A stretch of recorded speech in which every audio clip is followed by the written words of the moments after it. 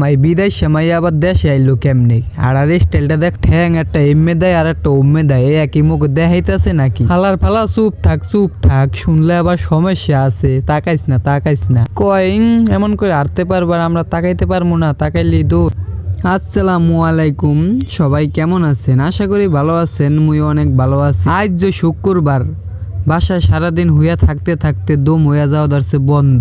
Office আসলো আজকে আমাগো বন্ধ, তাই তো ছোটকে নিয়ে একটু বাইরে এলাম রাস্তায় ঘুরতে আইসা যা দেখলাম, ছোট তো কইতাছে মামা কই আইলাম, উপরে দেখি ফাঁকা, নিচে হইছে পাকা।